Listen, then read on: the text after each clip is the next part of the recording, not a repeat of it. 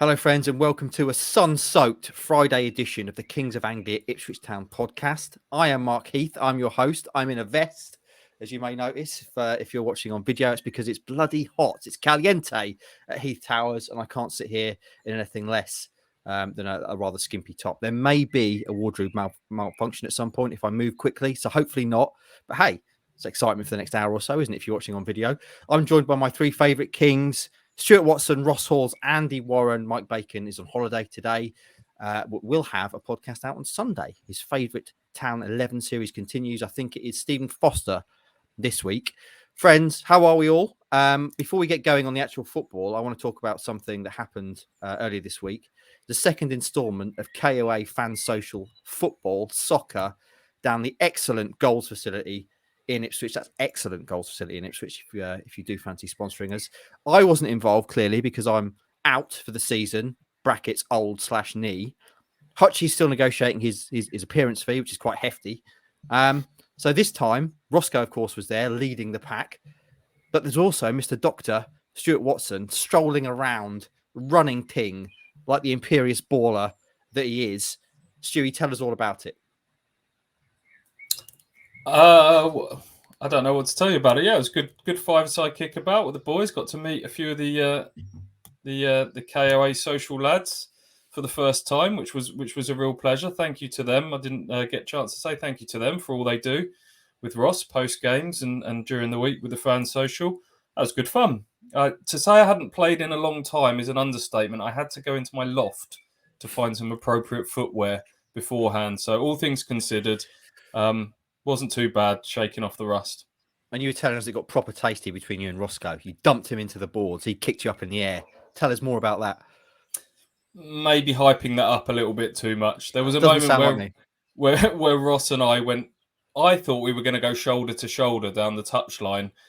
Ross didn't provide much resistance back when the shoulder went in. So he went down on that occasion, but he did get me back a few minutes later. But yeah, it was good, Ross, wasn't it? Yeah, it's good fun. So when we played with you, Heath, we played at Wembley, but this time we played at the Stade de France. Oh, so nice. He upped up a little bit. It's Champions League final time, this one. And Stu brought his own football. You said that's the Football League football. He brought his own football. Yeah. Did you really? Amazing. It's my ball. It's my game. Yeah. Some controversy I know as well on the social, Stu, about you rocking up in a yellow top. Yeah, I thought that might raise eyebrows. That was a freebie I got when we played at St George's Park a couple of years ago. Just pick that name up off the floor. Played at St George's Park. There we go. Well, is that a name drop? I'm not quite sure it is. I wore that because it was either that or I had to wear that Ipswich shirt that I got, which had Watson 6 on the back, and I thought I might look a bit of a wanker if I turned up with my own name and number on the back of a shirt. So I opted for the yellow instead. I did also enjoy the picture that Ross had, obviously the traditional fists up picture post game in the pub.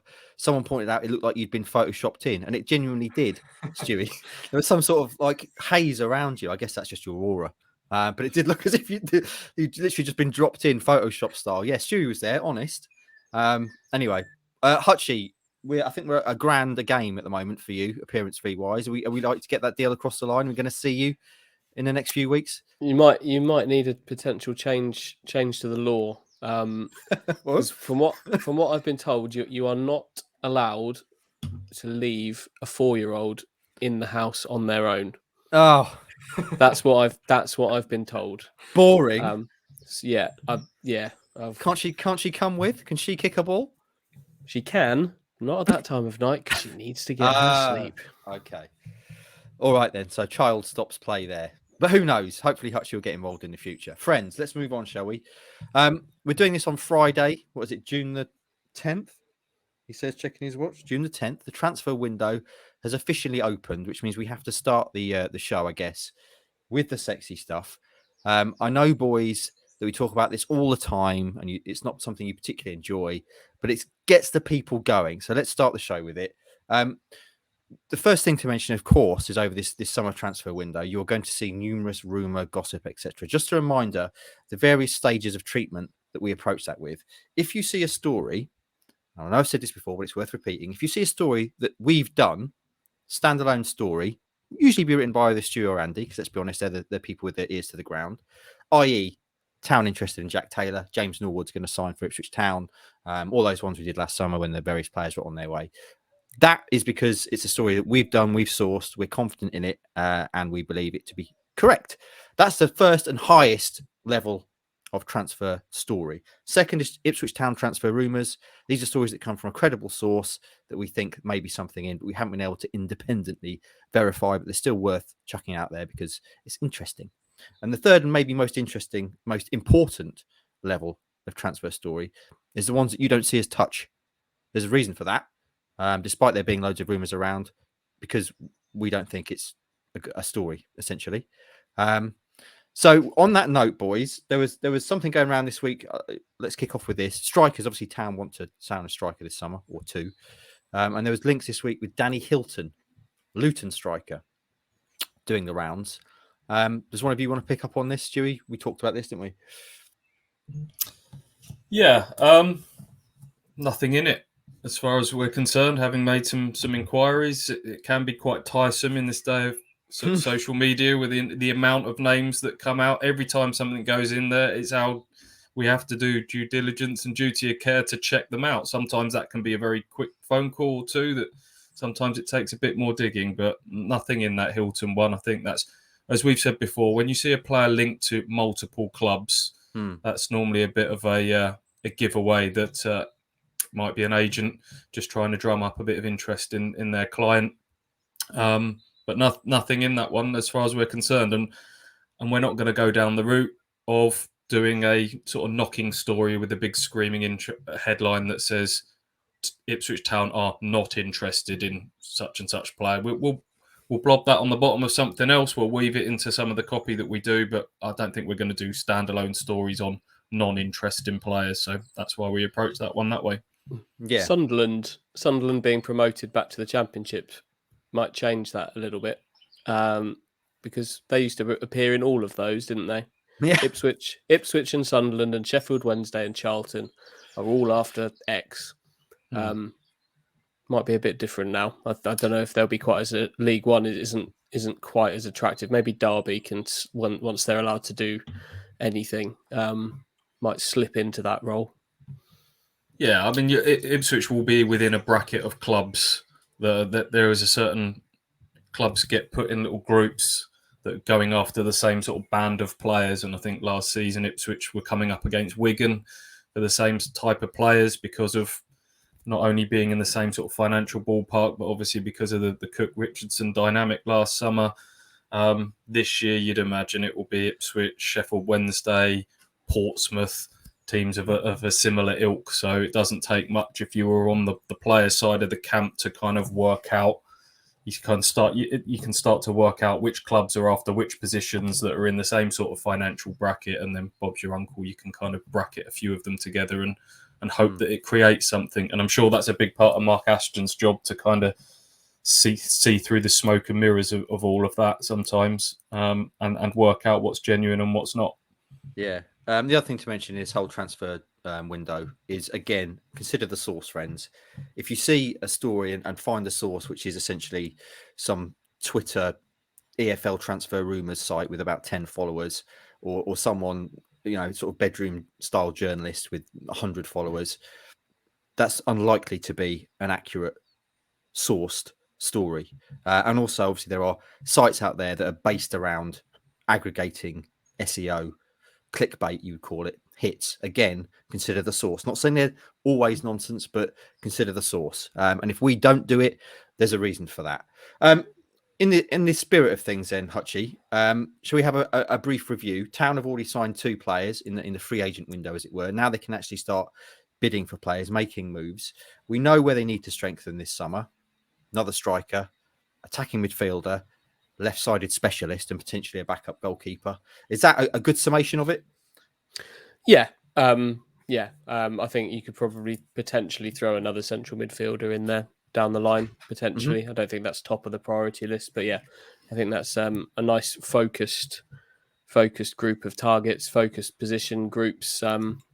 rather than building an entire squad like they did last summer, it's now filling in some gaps, topping up where needed, and adding quality in positions of need. So yeah, I think that's a pretty fair summary of where they're at and what they're looking for. I must just say, I've referred to just then. I've referred to bedroom journalists. I've just realised that we're all sat in bedrooms.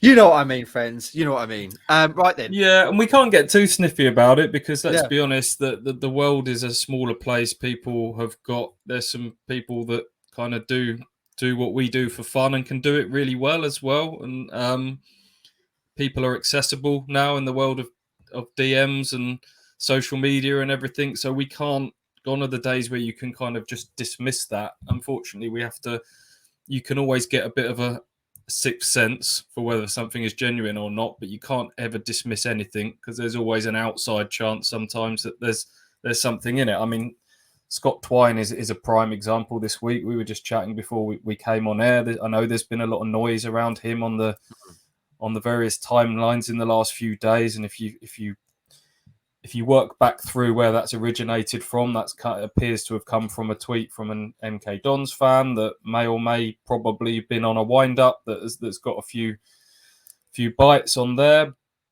But I would say it's very unlikely that Scott Twine would come to it. But I wouldn't say it's impossible either. From the little inquiries that we've made throughout the summer, not just in the last few days, is that he's someone that Ipswich obviously would want because of what he did in the division last year. Financially, I think Ipswich could compete with the championship clubs that will be after him. But ultimately, I think Scott Twine will be setting his sights higher than Ipswich, even with the vision and everything that comes with Ipswich at the moment. So, yes, we have to look into everything, regardless of where it's come from.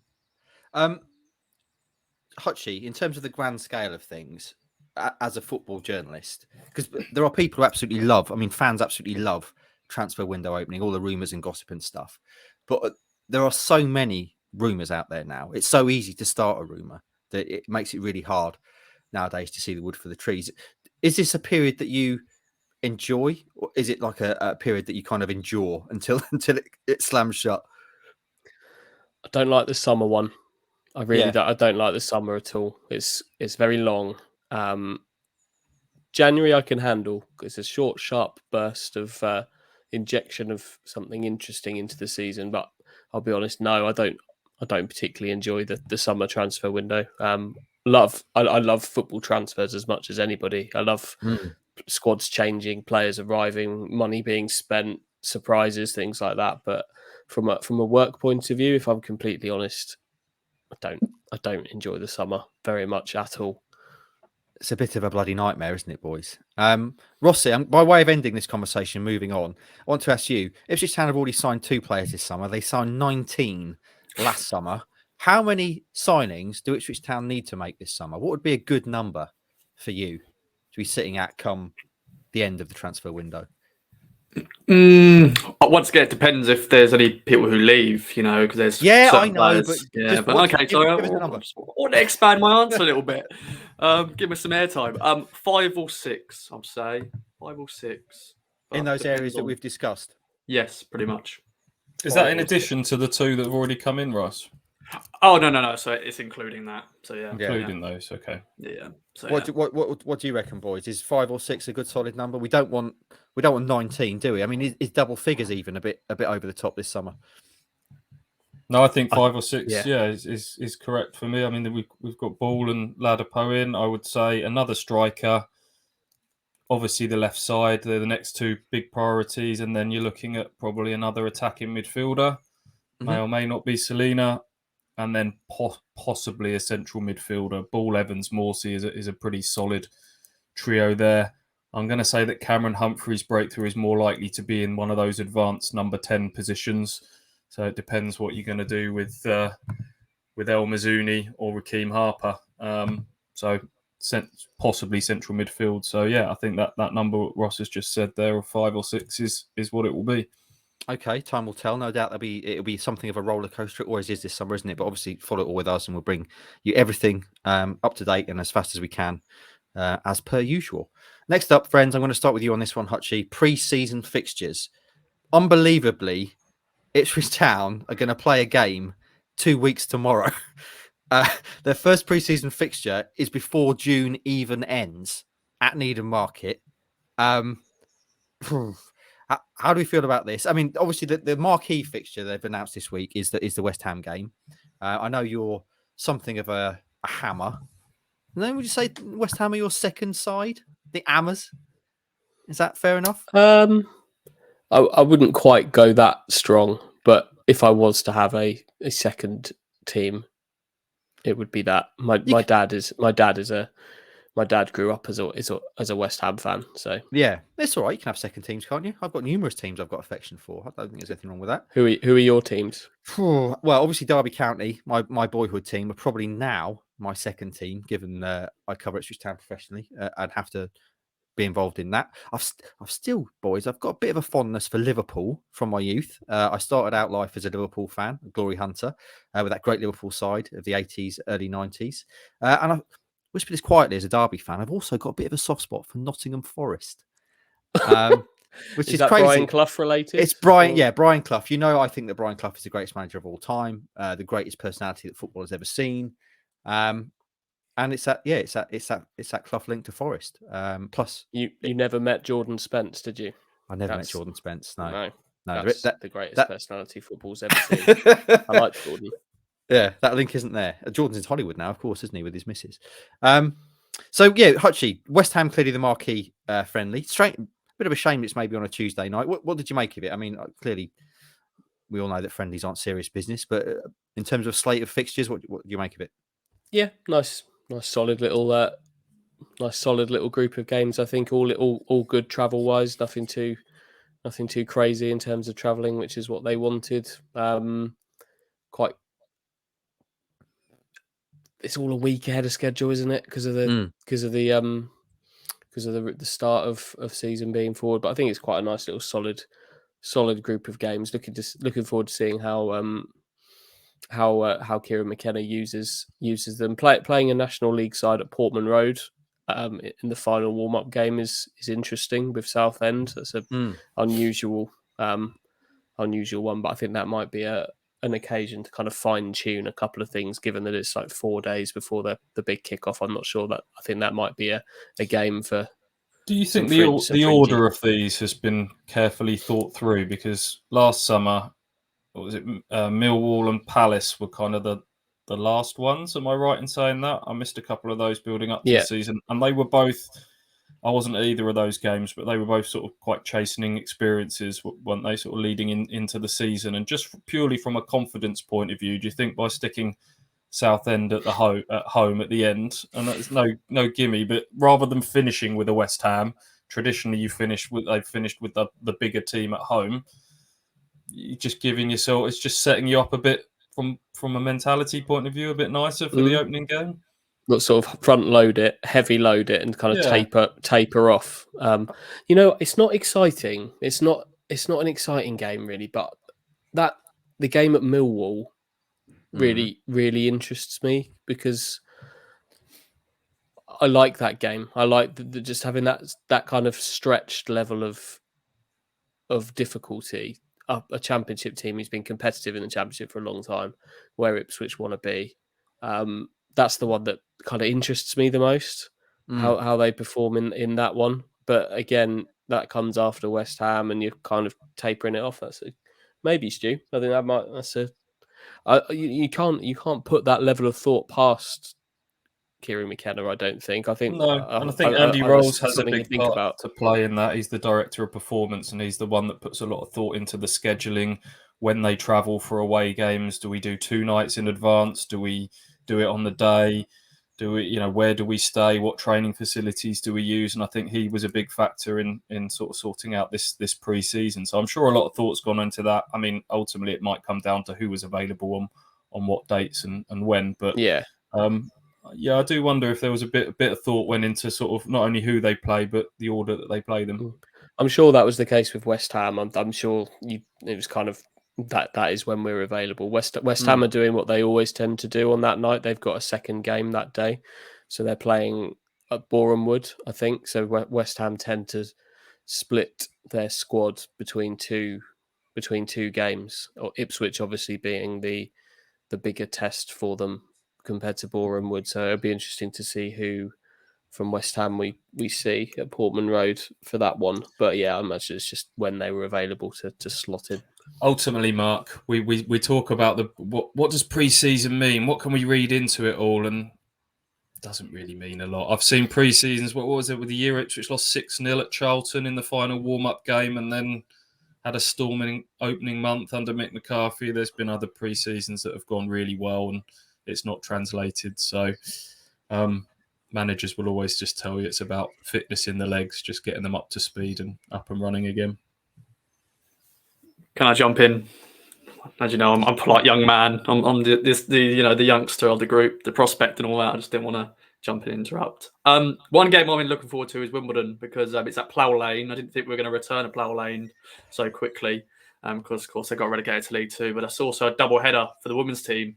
They play afterwards, so it's going to be a nice day all round, for town fans watching two games. So it should be an interesting day. Yeah, that's a nice idea. They're not doing that with any of the other friendlies, though, are they? As far as I know, no. It's just a nice idea. Roscoe, your second team we know is Ross County, correct? Bear with me. What? So that's an unusual response. For those of you just listening, Ross just vanished off the screen. Oh, he's come back with a Ross County scarf.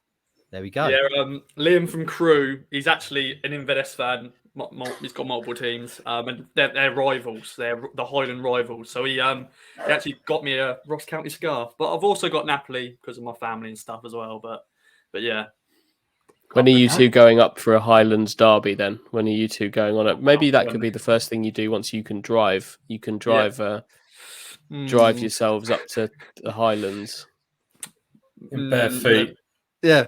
Eating, what was it, a Toblerone? That's an Alan Partridge reference, Ross. Yeah, You'll get used to this. You spend enough time around these two. Yeah. But sadly, they're not in the same league, Ross County and Inverness, so that won't happen until they draw in a cup or something, or Inverness get promoted. So one day. By the time you can go and drive, I'd imagine Inverness will be in the Champions League. So we will see. Friends, let's move on, shall we? I'm going to stay with you, Roscoe. I want to give you your thoughts on this. Cameron Humphreys, another bit of news from this week. I called him a super prospect in a piece that I've written for the paper on Monday because I'm prone to hyperbole, as we all know, friends. He signed a new 3-year deal. Very exciting breakthrough season, shall we say, last season, playing for 3 sides, the 18s, the 23s, and of course the senior side. Looked very, very impressive indeed on the final day against Charlton. A lot of excitement about this, but the thing that interests me most is how should we approach Cameron Humphreys next season? A lot of feedback I got when the news came out was that's great, but he's not going to play next season, so let's send him out on loan, League Two. We've talked about this before with Elkan Baggott. We've said that a League Two loan might be the next logical step. We haven't really talked about it with Humphreys. So where do you stand on that whole debate? He's 18, and obviously when you look at a young player, you go, send him out on loan. But sometimes he's been part of the first team training last season under Kieran McKenna. In my opinion, I'd keep him here. I think I would like to keep him here and be part of the match day squads, make an impact when we can. I think this will be a good grounding season for him. And then maybe next season, if we are in the Championship, maybe then loan him out back to League One. But I rate him highly, actually, Cameron Humphreys. I'm not going to put him too much on a pedestal because he's still only 18. So, give him a bit of slack. But I'm pleased the club have given him, that long-term deal. We saw Liam Gibbs, he went to Norwich last season for free or nominal fee or whatever it was. But I'm pleased we've tied him down, and he's just another young player that I'm looking forward to hopefully progressing. And we shall see what the boys think of Cameron Humphreys. There you go, boys. There's your cue. I'd keep him as well. I think he is going to struggle for league minutes. You just have to look at kind of Dominic Ball signing Sam Morsey, Lee Evans as in the proper sort of midfield area. That's a very senior area of the pitch, higher up the pitch. I think they'll recruit, and obviously I think Connor Chaplin and Sonia Luco are obviously 2 vastly senior players. But between August and December, there's cup games, there's the EFL Trophy, and in those games, you'd hope that would be kind of the proving ground for what the work that he can do with McKenna at the training ground. So I would 100% be keeping him around at least for the first half of the season, and then see where that takes you kind of in January after Christmas, and treat him that way, because he is only young. He's very young. Like, talk about Baggott going out on loan, he's that bit older, that bit more worldly wise in terms of international stuff that he's done. Corey and Darber has been out on loan this season, a lot older. So I'd probably keep Humphreys around for a season and see what a good solid year, 6 months at least, of work with McKenna can do for him. Agreed. Yeah. I think it's a bit different for defenders and goalkeepers when we talk about Ndaba and Baggott. I think as a defender, you tend to either play or you don't play, and you have to go out and get that 40 games and, you know, harden you up a little bit in lower levels. I think it's a little bit different for sort of attack-minded players. You can sort of ease them in with substitute appearances here and there, cup games, things like that. Yes, he's 18, but if you're good enough, you're old enough. I'm minded of sort of Teddy Bishop playing a pretty central role in the year Ipswich finished 6th in the Championship. He played most games in central midfield alongside Cole Scoos. I think if you're a team that's on a bit of an upward trajectory and has got some good, solid, experienced players that are going to help you along, that there's a moment in time that can be right to blood talented young players, and it feels like that potentially could be a good breeding ground for Cameron Humphreys, as opposed to if Ipswich are in the latter stages of their Championship decline and it's all a bit of a negative atmosphere and it's toiling on the pitch a little bit, you can damage young players by putting him into that environment. I think this is a positive environment to start getting Cameron Humphreys involved in. The way McKenna sets up his team with those sort of 2 number 10s, I think that might be a better area. He might ultimately end up being a deeper central midfielder, but I think playing in that advanced position might enable him to kind of find his senior football footing that little bit more. And Ipswich are still quite light on the ground in that area. If you look at it, with Selina having gone, it's Chaplin and Aluko only really at the moment. So, for me, he's got to stay at least for the next 6 months. And as Andy says, you can always assess that again in January after the cup games maybe have dried up by that point and see where Ipswich are at. That's what happened with Flynn, with not so much with the cups, with Flynn Downs, wasn't it? He had his moment in time, kind of burst on a scene in the summer, played a decent amount of football in the first half of his first season, but when it became apparent that he wasn't play every single week and the football wasn't quite there for him, he went on loan to Luton, didn't he? Second half of the season, and did really, really well. So my gut feeling is Humphreys won't play as much as Downs did at that time, but the same principle can be applied, and you can do what's right for their development at different intervals. Because what you don't want is him stalling, which is being around for an entire season of, he won't be eligible for the under 18s anymore, but 23s football. If you're too good for it, you can stall. So I'm sure it'll be something they'll be pretty fluid with and assessing as they go along. It's hard for us to have a very strong opinion on this, because the reality is we don't know how good he is. We've seen him play for 90 minutes against Newport, where I thought he was probably the best player on the pitch. He's played for 7 minutes at Charlton on the night that it got a bit toxic and Toto confronted the fans, and in that sticky period in the season. And he played for 15 minutes on the final day of the season, and he came on and obviously got an assist there. And that's pretty much all that is all we saw of him. I think he got 5 minutes against Barrow in the first game as well. So we as fans and outsiders have only seen him for a handful of minutes.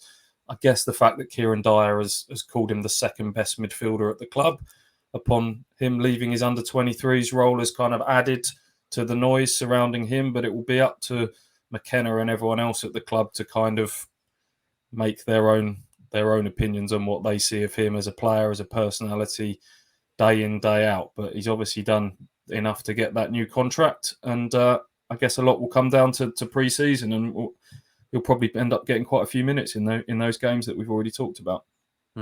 Watching the interview the club did with him, by the way, what a composed, thoughtful young man, well-spoken, for 18 years old. A, he sounds like Tom Daly, which is no bad thing, and B, thinking back to when I was 18, if you'd have plonked me down in front of a camera, and done an interview with me, having signed for a football club, I would have been nowhere near that loquacious and well spoken.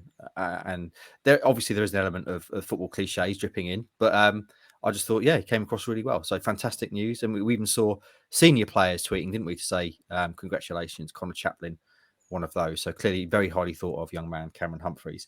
Right then, next on this news roundup, the wheel of news is going to stop on Hutchie. Ed Sheeran has extended his sponsorship of the Ipswich Town kit for another season. It's always nice when we see this, because yesterday when that news broke, not only was it a local story, a national story, it was an international story. All over Twitter, I was seeing things from places that I follow that don't normally cover football, sharing the news that Ed Sheeran was sponsoring Ipswich Town. And that's the beauty of the whole thing, isn't it? It's a great partnership, isn't it? Like how lucky are Ipswich Town to have seen sort of what the world's leading musician, I guess you could call him, grow up supporting their club. How fortunate is that? And credit to the club as well, because they are very fortunate that that's happened, but I think they've done a really good job of trying to maximise that in recent times. So yeah, it's hard to find anything but positive in it, isn't it? It's Ipswich Town gets talked about well outside its sphere. I think the logo actually looks really good on shirts. It's a nice looking sponsorship logo. It's something nobody else is ever going to have, I wouldn't have thought. And given that I think Ed's world tour is probably never going to end, he's that goes on well into 2023. It makes an awful lot of sense for that to happen again. I feel sure that this is just the beginning of the tie-ups between him and the club as well going forward. I'm sure there'll be plenty more over the years. On that note, if he's going to get a squad number again this season, can we actually see him play? Because last season was disappointing. I think if he's going to get a squad number, needs to be eligible to play and needs to be seen on the pitch, in the Pizza Trophy, in the Carabao Cup, whatever. But I want to see Ed Sheeran play for Ipswich Town. I think we all do. Ross is doing this.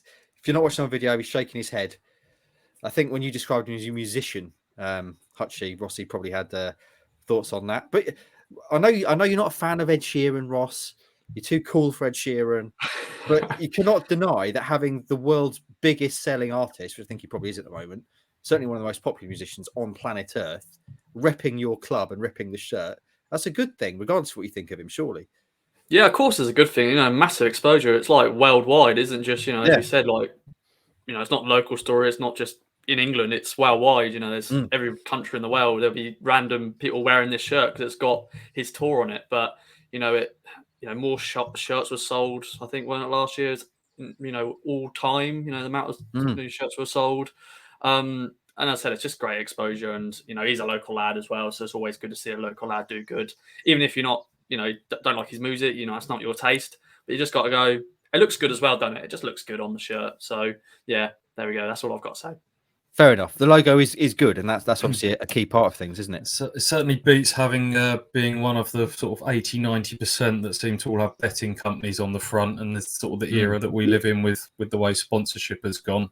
Something quite wholesome about having your homegrown music superstar, and the fact that he's not just gone for Ed Sheeran on the front. It's quite I think it's quite nice. That sort of Mathematics Tour logo on there as well is quite nice as logos go, isn't it? And the money makes a difference. As much as Ipswich have got this kind of American money behind them now, you are bound by sort of spending a percentage of what you bring in with sustainability and sort of the League One's version of FFP. So the money that Ed is putting in, which they've never disclosed, but has always just kind of been alluded to as being significant, makes a direct impact on the budget that Kieran McKenna has got to spend in this transfer window. So, manna from heaven, Ed Sheeran, sort of not landing Ipswich Town's lap, but it's just fallen quite nicely, isn't it?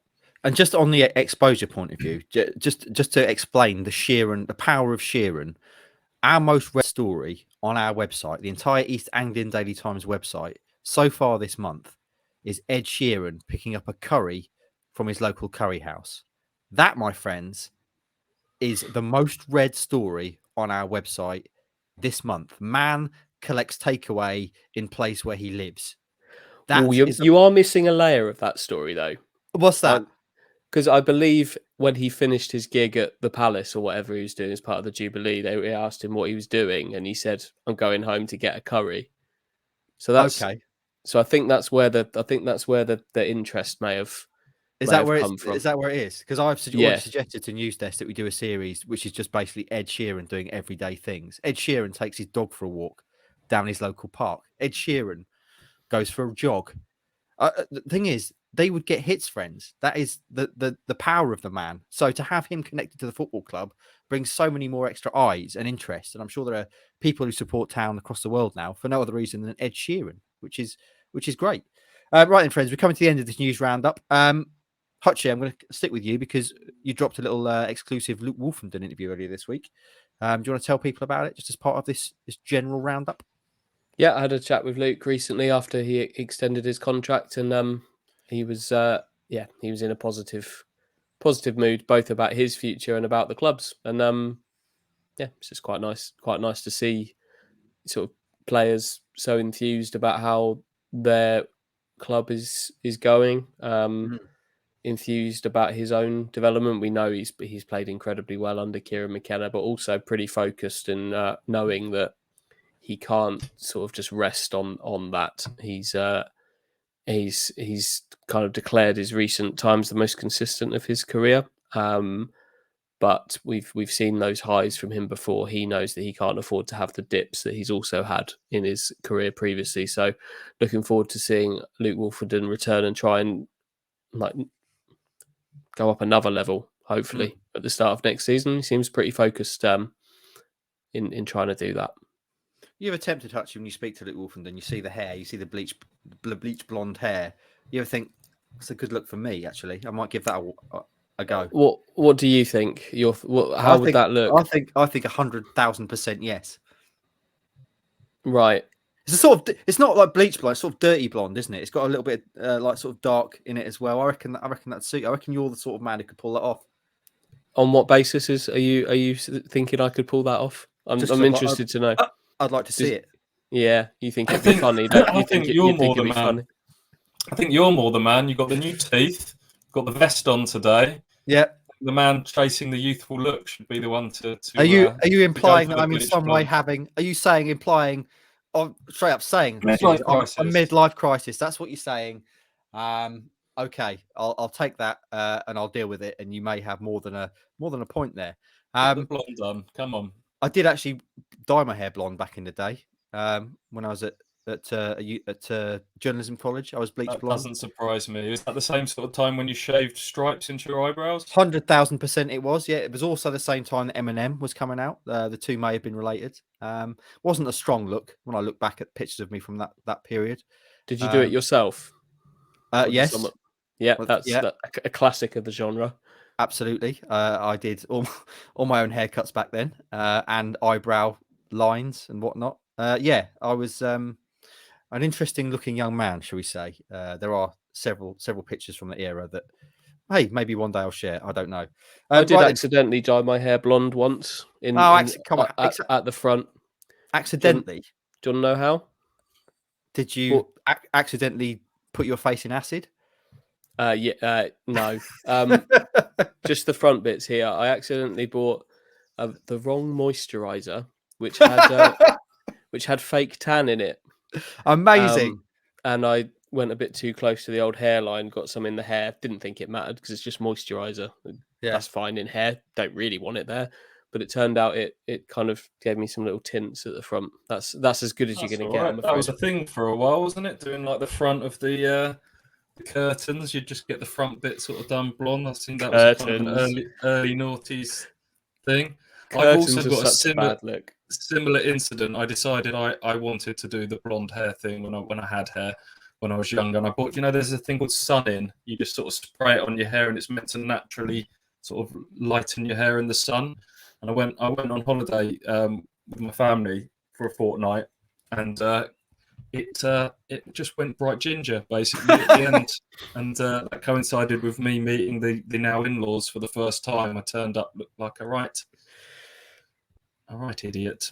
So yeah, I had to buy some brown dye to dye it back to natural colour. Amazing. I could talk about haircuts all day because I've had some absolute stinkers. But we should probably move on.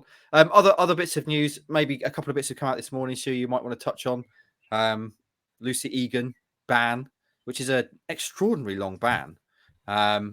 You find out the reasons for that, and also a little announcement from the club this morning. You just want to mention those in passing?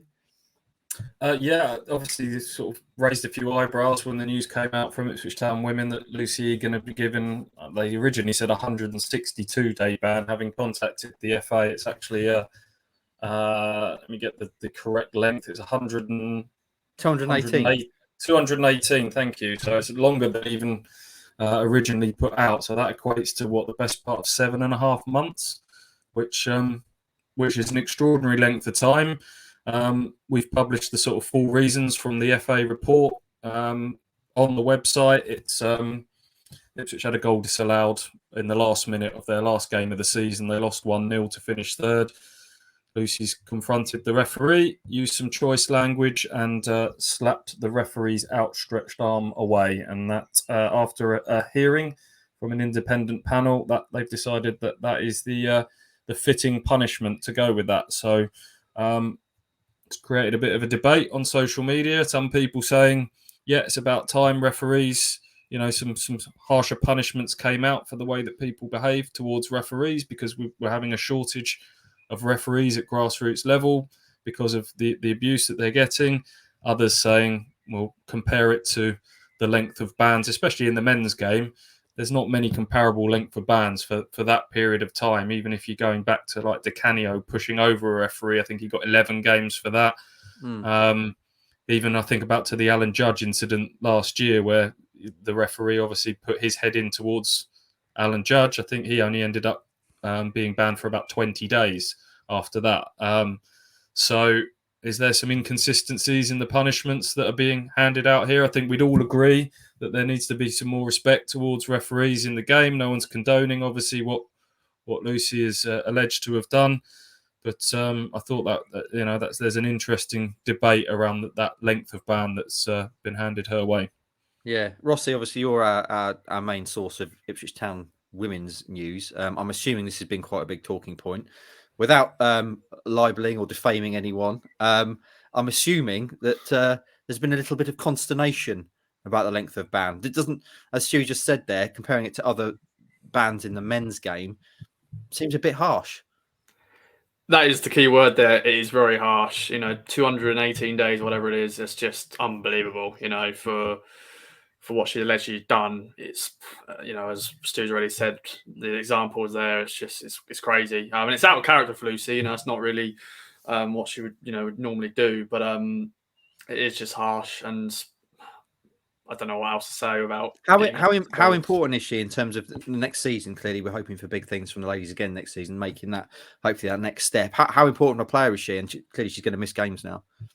Yeah, I think she won't be back until December, if you think the date. So she's going to be away for a while, and she is, she's a centre half, and we play for it at the back at the moment. Anyway, I don't know if Joe's going to change his tactics or formations, but she's been a key player, part of the team. From 2019, part of that historic FA Cup run back when we played Man City, and even till now, she's been, main part of the team. So she will be a big miss. But when she's back, I'm sure she's going to be, ready and firing to go. Let us know what you think about that. And just finally, Stewie, there's a bit of an announcement from the club this morning, wasn't there? Which we should note on a news Ipswich Town podcast. Yeah, Ipswich Town's Community Trust, which is the charity arm of the club, has been rebranded as the Ipswich Town Foundation. I think the club sat down. I think there's now 12 trustees now driving that forward. Dan Palfrey, the main man heading up the community side of things at Ipswich Town, alongside the likes of Matt Holland, Connor Chaplin, Natasha Thomas from the women's side of things. They're constantly sitting down and looking at ways to kind of expand the community side of it. Mark Ashton has made it very clear that community has to be at the absolute heart and forefront of what this club does. Obviously, the power of Ipswich being a one club county and engaging with more people and inspiring that new generation of fans. So I think they've looked at a lot of Premier League clubs apparently have foundations, which I don't know the full reasons, but opens up sort of more possibilities in terms of the diversity of programs that you can put on and the things that you can do. So they've gone down that route, and obviously just a rebrand just puts it in the public eye again and just makes people realise how important it is to them. So interesting to see what big plans they've got for that going forwards. Yeah, good stuff. You have a chat with Matt Holland, haven't you, about that and other matters, which you'll be putting out tomorrow. It'll be in print tomorrow as well. Right then, friends, that brings us to the end of the news roundup. Let's have a little bit of banter before we go, shall we? What is Andy Warren's kit of the week? It looks an interesting one over the right-hand shoulder. It looks like an old jumper that I used to have. So is that brown, the kind of top stripe? Then you've got a middle stripe of white. Is that Under Armour? Under Armour manufacturers. And then red for the rest of it. Rossi knows. What is it, Rossi? Galatasaray, isn't it? No. Oh, is it German? Is it German? Do you want me to go and get it a bit closer? Yeah. It looks like the sponsor is that Constar. Go and bring it closer, Andy. What's a Constar? I got it completely wrong. I I'm was too confident. I'm not sure how I feel about brown in a football top. Is it? It's German. Is it not German? It's German. Not German. It's St. Pauli? Yep. Yeah. Oh, it's St. Pauli. There we go. Is that? Ooh. It's got paint drips on it. Yep. Oh, I like that feature. That's not too bad at all. I'm also a big fan of Under Armour. So Under Armour is a manufacturer of kit. What's it like, Hutchie? Is it a good one in person? Yeah, I like this one. You like it? It's my first Under Armour garment ever. How recent is that? 2 years. Oh, Matt Penny might have worn that. Oh no, he didn't. He I think he didn't wear this one. So maybe it was last season. But yeah, interesting club, interesting kit. Yeah, I like Under Armour. I'd like to see more Under Armour kits, maybe. Anyway, moving on. And on the subject of, I like the way you just chucked that away, by the way. just whoosh. On the subject of Brown, I want to finish this week with a big KOA debate. One of our listeners, member of the KOA army called Andrew on Twitter, tagged us in an image of a Bovril ice lolly, which is being handed out outside Wembley at a recent event. And he said, surely this is one for a KOA debate. And Andrew, you know us so well, because as soon as I saw that, I thought, yes, we have to talk about Bovril ice lollies. So who wants to start this? Hutchie, you're a noted fan of beefy, meaty drinks and Bovril as a whole. But generally, when we've spoken about this, it's in the colder months. This is in your wheelhouse to interject, because you don't like hot drinks, but you do like Bovril. You'll make an exception for Bovril. So for the Iceman, this should be perfect for you, shouldn't it? What's not to like about icy beef? And that, that's all I've got to say about that. Really, what's not to like? Ice cold beef, yes, please. On a hot day. So you're wandering along outside Wembley on your way to a game or whatever. Someone says, "Here, Andy," because they know who you are, obviously. Have a Bovril ice lolly. You go, "Yes, please. I'll have a bosh on that." Is that what you say? Yeah, it's like a cold pepperami, isn't it? Like meat in a little travel pack that you can like get out and crack on with it. Like what? Everything you've offered me nothing. I've said what's not to like, and none of you can come up with anything. Literally everything you said is wrong. Icy beef, cold pepperami. These are not things that should be associated, unless you're at a zoo and you're feeding the animals on a hot day, and you'll give them iced beef. Rossi, a noted foodie that you are, with eclectic tastes. Bovril ice lolly, what are you saying? What's a Bovril? I'm joking. Not for me. I like ice lollies and all that, but they need to be sweet and sugary, not beefy flavored. Yeah, so not for me. Although, how do they make it like? Because it's purple in it. I swear the picture was purple. It's sort of browny, isn't it? I hope it's not purple. Yeah, it's that'd be aubergine, an aubergine ice lolly. It's brown. Stewie, You're like me, It's surely. It's the salt content that's putting me off here. I can't get my head around an ice lolly tasting salty. Don't knock it till you've tried it, but on this occasion, I think it would just be an outright no. Yeah. And you've also obviously that one of the great joys of ice lollies is when they start to melt, you've got that kind of juicy stuff at the bottom, haven't you? In this case, you're going to have cold Bovril, essentially. And she's loving that. I let my hot. I don't like hot drinks particularly. Yeah. But I do like them when they go cold. I will quite often. You've probably witnessed me, Stu, have a Bovril that I kind of drink at the end of the game when I got it at the beginning. You dirty. You probably boy. haven't noticed, but you will now. Okay. I would have a go on it just because I feel like I should always try new things, especially when it comes to food. But I've got to say, my first instincts were hell to the no, boys. And as predicted, one of our other listeners, Mullet, predicted how we might respond to that, and I think he's got it spot on. With Andy being the only one who would say yes, please. Right then, friends, that brings us to the end of this week's show. A few things to tease before we go. Mike Bacon's podcast on Sunday, 6 a.m. Stephen Foster's favourite Town 11. And also, friends, it would be remiss of me not to mention an excellent video feature that dropped yesterday, Rossi.